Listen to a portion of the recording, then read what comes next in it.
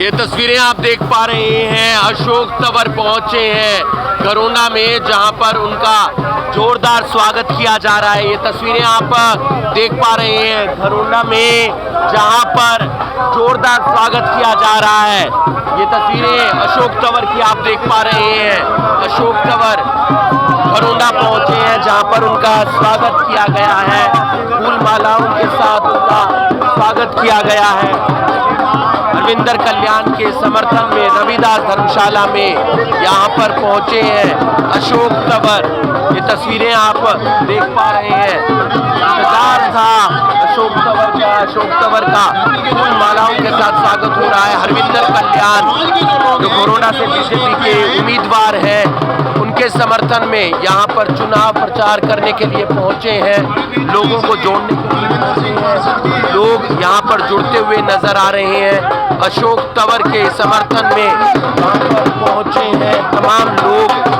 तस्वीरें आप देख पा रहे हैं घरोंडा में जोरदार समर्थन मिलता हुआ नजर आ रहा है। एक तरफ हरविंदर कल्याण को तो दूसरी तरफ आप देख पा रहे हैं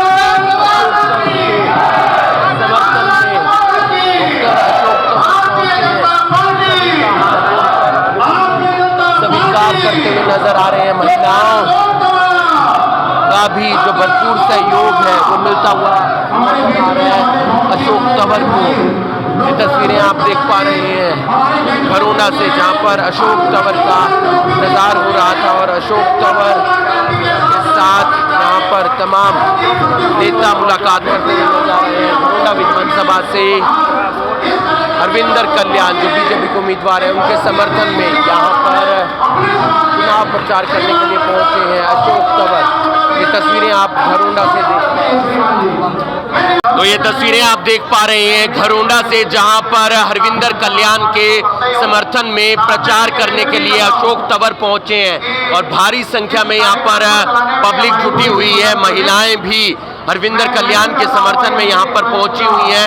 रविदास धर्मशाला में एक कार्यक्रम रखा गया है, तमाम लोगों को जोड़ा जा रहा है और आप देख सकते हैं ये कार्यक्रम रखा गया है और तमाम लोग यहाँ पर जुटे हैं हरविंदर कल्याण के समर्थन में। हरविंदर कल्याण घरोंडा से बीजेपी के उम्मीदवार हैं और लोगों में काफी जोश और काफी उत्साह देखने को मिल रहा है। कहना चाहेंगे कैसा समर्थन मिल रहा है आज अशोक तंवर? हर तरफ से हमें पॉजिटिव समर्थन मिल रहा है। हर तरफ से जहाँ भी हम जा रहे, डोर टू डोर करें या फिर कहीं पे प्रोग्राम है, रैली है, हर प्रकार से हमें पॉजिटिव व्यू ही मिल रहा है। आप कुछ कहना चाहेंगे? अलग अलग जगह जा रहे हैं, कैसा माहौल है? बहुत अच्छा माहौल है, बहुत अच्छा समर्थन मिल रहा है। बीजेपी सरकार को पसंद करते हैं, योजनाओं को पसंद करते हैं, बहुत अच्छा लगा। ये तस्वीरें आप देख पा रहे हैं अशोक तंवर घरोंडा पहुंचे हैं और रविदास धर्मशाला में एक कार्यक्रम रखा गया है और हरविंदर कल्याण जो बीजेपी के उम्मीदवार हैं घरोंडा से, उनके समर्थन में यहाँ पर चुनाव प्रचार करने के लिए पहुंचे हैं और ये चुनाव प्रचार लगातार ऐसे ही आगे भी जारी रहेगा। पूरे उन्होंने बताया हरियाणा में काफ़ी मजबूती के साथ बीजेपी आगे बढ़ रही है, कांग्रेस पर जमकर निशाना साधा है और ये भी कहा है कि मनोहर लाल का जो ऑफर है वो कुमारी सैलजा को स्वीकार करना चाहिए। ये तस्वीरें आप घरोंडा से देख पा रहे हैं, जहाँ पर अशोक तंवर बीजेपी के नेता पहुंचे हैं घरोंडा विधानसभा क्षेत्र में हरविंदर कल्याण के समर्थन। तो ये तस्वीरें आप देख पा रहे हैं अशोक तंवर को पगड़ी पहनाकर सम्मान दिया जा रहा है। ये तस्वीरें आप रविदास धर्मशाला से देख रहे हैं, जहां पर पगड़ी पहनाकर सम्मान दिया गया है। अशोक तंवर हरविंदर कल्याण के समर्थन में पहुंचे हैं रविदास धर्मशाला में और यहीं से जो चुनावी प्रचार है अशोक तंवर भी करते हुए नजर आ रहे हैं। अगर बात की जाए घरोंडा और पूरे हरियाणा के अंदर, आप जो देख रहे हो कि आज गरीब समाज का कार्यक्रम है। दलित भाई बहन, बुजुर्ग माताएं सब लोग आशीर्वाद देने के लिए आए हैं और ये इस बात का प्रतीक है कि आज तीसरी बार फिर दोबारा नरेंद्र मोदी जी के नेतृत्व में, नायब सैनी जी के नेतृत्व में फिर प्रदेश में सरकार बनने वाली है और वो सरकार और तेज़ी के साथ इस इलाके का विकास भी करेगी, लोगों को न्याय भी देगी, उनका सशक्तिकरण भी करेगी। और जो पीछे हमारा घोषणा पत्र आया उसमें तो आपने सारी बातें पढ़ी हैं कि किस तरीके से हर महीने 2100 रुपये हर गृहिणी को मिलेंगे, किस तरीके से हम लाखों रोज़गार देने का काम करेंगे, तो बहुत से फ़ायदे हैं बिजली से लेकर के और हमारे तमाम चीज़ें की। आपकी पुरानी साथी रही कुमारी सैलजा, अब कांग्रेस में ही हैं शुरू से, चुनाव प्रचार में नज़र नहीं आ रही हैं और तमाम मुद्दे उठ रहे हैं, क्या कुछ कहना चाहेंगे? आप भी दलित हैं, वो भी दलित हैं। देखिए, वैसे तो हमारी बहन है वो, हमारा तो साथ नहीं दिया, नहीं तो पिछली बारी मामला कुछ और हो जाता। लेकिन आज जिस तरीके से यही घटना जो आज उनके साथ हुई, वही पिछली बार हमारे साथ हुई थी। हमने तो बल्कि 5 साल 8 महीने सड़कों पे बिताए थे, साइकिल चलाई थी, पैदल चले थे, इस करनाल की धरती पे कई बार प्रदर्शन और धरने करे थे।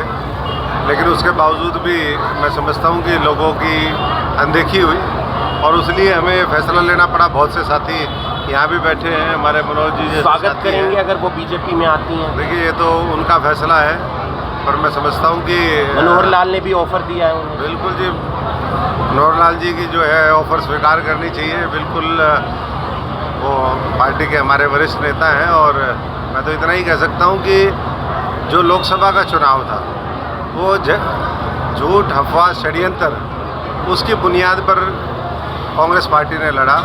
और आज भी हम देख रहे हैं कि विदेशों में जाकर के किस तरीके से जो बातें कभी भारतीय जनता पार्टी के नेतृत्व ने नहीं कही थी, वो तो भारतीय जनता पार्टी के नेतृत्व के मंड दी गई। और जो कांग्रेस ने कहा आज़ादी के बाद, नेहरू जी ने कहा, उसके बाद आज आरक्षण ख़त्म कर देंगे संविधान, ये आज से नहीं, ये सदा से ही दलित समाज के दुश्मन रहे हैं, अभी संविधान के दुश्मन हैं, बाबा साहब के दुश्मन हैं। तो ऐसे लोगों को मैं समझता हूँ कि हमारे पास तो वोट की चोट है। एक जो वोट का अधिकार दिया है संविधान के माध्यम से, अमीर, गरीब, राजा, रंग, फकीर, सबका बराबर का अधिकार है। तो उसका सदुपयोग जो है वो गरौंडा से लेकर के पूरे हरियाणा के लोगों को करना चाहिए। हरियाणा प्रदेश स्तर के जो कांग्रेस की जो प्रत्याशी हैं, बयानबाजी आ रही है अलग अलग, वोट दोगे तो नौकरी से जो है भर देंगे, घर भर देंगे, बड़े बयान आ रहे हैं। सर लगातार देखिए, अब तो मैं समझता हूँ कि लोगों को ये समझ में आ गया, जैसे जैसे चुनाव नज़दीक आ रहा है, कांग्रेस का असली चेहरा लोगों के सामने आ रहा है। लोगों के फिर दोबारा 10 साल बाद वो फड़फड़ा रहे हैं और लोगों को कह रहे हैं कि भाई हमें वोट दोगे तो हम नौकरी देंगे। तो इसका मतलब पहले ऐसे ही पक्षपात और मेरिट के आधार पर तो नौकरी नहीं मिलती थी। तो लोगों ने देखना है कि आज एक एक गांव में सैकड़ों नौकरियां थी, मेरिट पे थी, उस तरीके से चाहिए या जो भ्रष्टाचार की भेंट पूरे इस हरियाणा को भी चढ़ाना है और नौकरियों को भी चढ़ाना है। तो पवन खेड़ा ने अभी प्रेस कॉन्फ्रेंस किया, उन्होंने कहा कि बीजेपी के जो तार हैं, मतलब सरकार चलती है वो दिल्ली से चलती है, और साथ ही साथ ये भी कहा कि मनोहर लाल को बदल दिया गया, तमाम आरोप लगाए हैं बीजेपी पे। देखिए, बदलना बनाना ये तो मामला, अब उस डिटेल में नहीं जाऊंगा। मैं कितने उदाहरण दिखा सकता हूँ, वो तो कांग्रेस में भी चलता रहा।